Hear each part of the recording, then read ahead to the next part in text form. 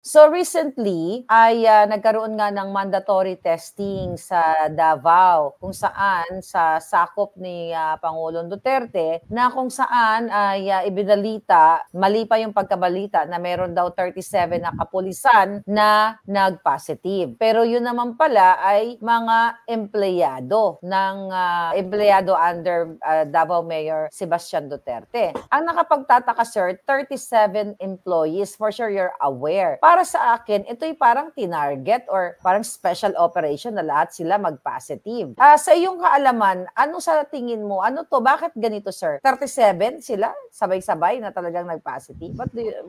Anong masasabi mo? Alam nyo, kahit nga po ako, nagtaka ako dyan, dun sa bilang na yan, dahil bihira mangyari, Talagang, kumbaga sa In your talagang, experience? Oo, imposible mangyari, sa isang opisina, lalo na kung ito yung Public Safety Security Office, Ang nakikita ko dyan, mukhang mukhang meron talagang kabalbalan na nangyari dyan upang ipahiya yung yung city government na pinamumunuan ni Mayor Sebastian Duterte. It appears, like in your opinion, sa pagtingin dito sa pangyayari, we're not saying na talagang 100%, but based sa ating sa iyong pag-obserba bilang isang agent, di ba? Opo.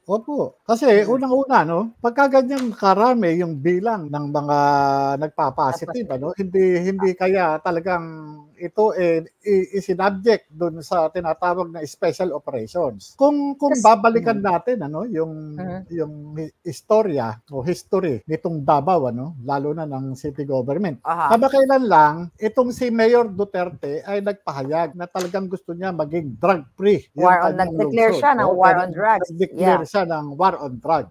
So kaya itong pagkakaroon ng positibo sa paggamit ng ipinagbabawal na gamot sa kanyang mga empleyado, mukhang ito ay na-infiltrate yung kanyang City Hall. Opo. Sir, question. Pag sinabi mo na-infiltrate or, right now I'm thinking, yung kasi hindi ako na-expose dito sa shab-shab, yun na lang ang tawagin natin. Pag nagtitest ba, maliban dito sa urine test, paano ba nagiging positibo ang isang tao? Pwede ba itong langhapin? Kung dapat ba tumira ka, nilanghap mo, paano ba yan? Yung shab-shab, nilalanghap mo ba, sinisip-sip mo? Or pwede ba ito makontaminate ang isang katawan ng tao pag nahawakan mo yung powder kahit hindi ka tumira? Or paano po? Ay, sa inyo, as unang-una po, kinakailangan muna nating ma-determine kung anong klase ng droga o illegal na droga nag-positive itong sinasabing 37 personnel. Shab-shab daw. Okay. Kung ito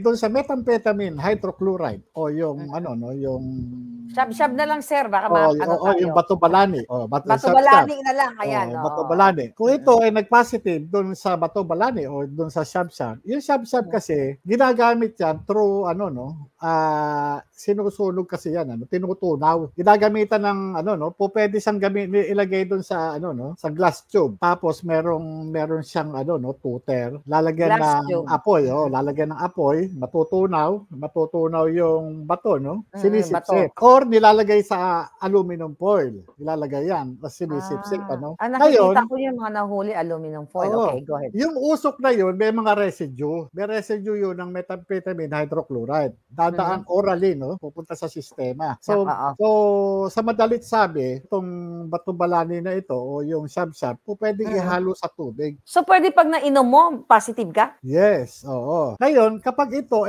nainom mo, yung may Batobalani na yun, na ihalo sa tubig, talagang kahit na sino makainom mo, magpa-positive. Yung sinasabi ng iba na baka hinaluan yung ihi ko, hindi totoo yun. Kasi pwedeng gawin yun, pero pagka yun isinalang dun sa sa pag-aaral o sa pag-examine, talagang lilitaw na ito hindi galing doon sa metabolismo ng tao. Ng ihi. Kaya halo mo lang siya, iba yung magiging resulta ng baka may mga yung parang granula, mga residue. Tama, oo. Kaya ito, dumaan sa sistema, kung nainom ito at naihi, yung positive. Ganon yung nangyari doon. Kasi kung titignan mo, 37 personnel. Tignan nyo kanino ba in-address ang war on drugs? Dito ba sa public safety personnel? Hindi. Sa PNP personnel na nagkakandak ng law enforcement operations, yung may mga authority lamang ang mag-conduct ng anti-illegal drugs operation. Diba? Bakit hindi itong mga PNP personnel ang nag-positive? Bakit yung mismong empleyado ng city government ng Davao ang nag-positive? Good question. Oo, bakit? Oo, Kasi nga, oo. kaya tinarget yung mismong tauhan ng City Hall at hindi yung mga PNP personnel. Kasi pagka yung PNP personnel ang nag-positive sa drug test, ang latay niyan sa PNP leadership. So yun yung mga possibilities. Yes. Again, yun mga possible. We're not saying na ito yung hataw sa kabayo ang latay sa kalabaw. Hataw sa kabayo ang latay sa kalabaw. Bakit ang tinarget is yung mga Davao City employees, yung nandoon sa Public Safety Security Office. Kasi nga, under sila ng leadership ni Mayor Sebastian Duterte. Again, mga kababayan, ito ay yung pinag-uusapan namin ni Agent Morales. Hindi namin sinasabi na ito yung nangyari na 100%. We are just like, inaaral natin at ikaw, base sa iyong eksperyensya, na posibleng ito yung nangyari. Oo, sa akin, assessment ko bilang isang Assessment mo investigador. ito at opinion mo bilang isang investigador. Bilang isang dating ahente ng PIDEA at hepe ng investigation. Okay. Ng isa sa mga opisina ng PIDEA. Kaya hindi ako basta-basta maniniwala na itong gantong karami ng personnel ay magpa-positive. Unless otherwise, ito ay na-infiltrate na special ops. So pwede, no? Possible. Kasi ngayon ko lang nalaman sa tanang buhay ko na pwede ka pala mag-positive kahit hindi ka tumitira nitong bato-balani na ito o shab-shab. Kumbaga, maiinom ka lang. Kaya pala, posible ba yung madikit sa'yo yung shab-shab sa katawan mo? Tapos dumaan ka sa airport, madidetect nila yung whatever kung ano man yung pang-test nila dyan. Halimbawa, kung inaano lang yung presence ng dangerous drugs, halimbawa, sa gamit o ano man, inaanohan ka ng dinurog. Dinurog. Yun ang naisip maamoy ng K9 yan, ano? Pag naamoy ng K9 yan, automatic, uupo yung K9, ano? Kasi yung indicator, yung amoy na yun na based dun sa kanyang kasanayan, talagang kahit pulbura. So, pwede ka palang sabotahin. Na kunyari may kaibigan ka, gusto niya bigyan ng trouble, meron siyang durog-durog dyan na bato-bal, ilagay niya sa puwet mo, ang kaibahan lang doon, maamoy ka man ng K9, kung wala namang makikitang bagay, illicit items. Kasi kung pulbos lang, kumapit lang sa damit mo, pwede, magkakaroon ng indicator, magkakaroon ng magpa-plug doon sa sense nung K9, pero pag wala nang makita sa'yo, pawawalan ka. Unless otherwise, may makitang item talaga. No? Item sa'yo. Okay, going back dito sa nangyari sa Davao. So, posible yon. Balikan natin yung na ipapaliwanag nyo sa amin. So, posible pala yon na ihalo sa tubig to sabotahin, ano? Yes. Kaya nga ang tanong ko, saan nag-positive? Kasi may mga na isasabotahin. No? Halimbawa, party. O pwede siyang ihalo sa pagkain, sa gulay, sa cake, pupulbos, Kasi wala na imposible ngayon eh. Talagang kung nga yung mga bawang o mga talagang meron na mga powder, di ba? So, yung mga kaya pagka nahalo sa sa pagkain, pwede ka masabotahe. Katulad ng ng methamphetamine. Ang description kasi karaniwan crystallized white crystalline substance, Kumbaga sa talagang pag hinalo mo sa tubig yan, dilute, walang epekto. May lasa ba yan kapag nahalo sa tubig? Yan ang hindi nyo pa natikman, Based doon sa training namin, based din sa mga response ng mga gumamit, may kakaitan yan. May kakaitan. Pero siguro, kung ikaw mag-special ops ka, yun yung hindi ka madedetect eh.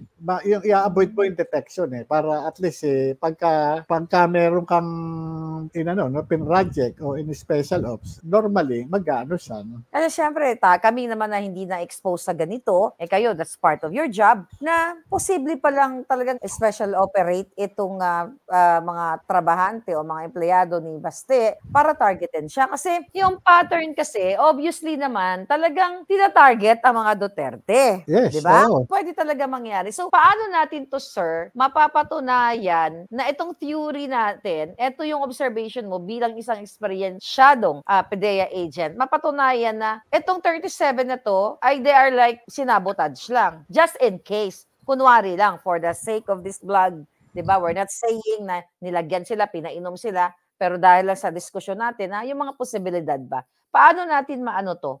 mapatunayan na, let's say kung ako doon, isa ako sa biktima na nag-positive ako, ano dapat ang gagawin ko na para mag-resist na, hindi naman ako gumagamit eh. Bakit ako nag-positive? Alam nyo, itong bagay na to napakaseryoso, no? Kaya kinakailangan dito is yung talagang masusing investigasyon. Unang-una, no, ang pagsasagawa ng investigasyon, hindi lang doon sa yung the moment na matuklasan mo yung isang pangyayari, no? Magbabacktrack ka dyan.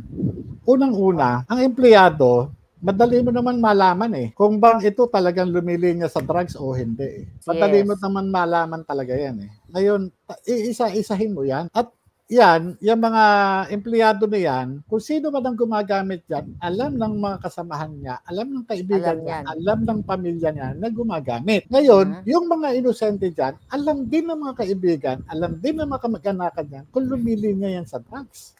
Oo, tama. Diba? Alam ng pamilya yan kasi sila kasama niya sa harap. Oo. Ang kailangan dyan, masusi investigasyon.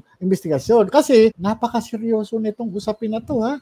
Hindi dapat pabayaan. Kasi kung baka sisira talaga ng buhay ng mga inosenteng tao. At tignan mo, ginawa ito sa akin, sa aking personal na opinion bilang investigador, bilang isang dating ahente ng PIDEA, ginawa ito para sirain lamang si Mayor Baste Duterte. Ginawa ito para pabagsakin ang mga Duterte. Wala akong personal na anuman dyan sa mga Duterte. Alam ko, hindi ka, sabi nyo, hindi ka DDS, sinabi mo yon. Pero just for the fairness, bilang isang alagad ng batas, gusto ko fair. Kung ako magkakandak ng investigasyon dyan, mananagot. Pero kung titignan natin, bakit hindi pulis?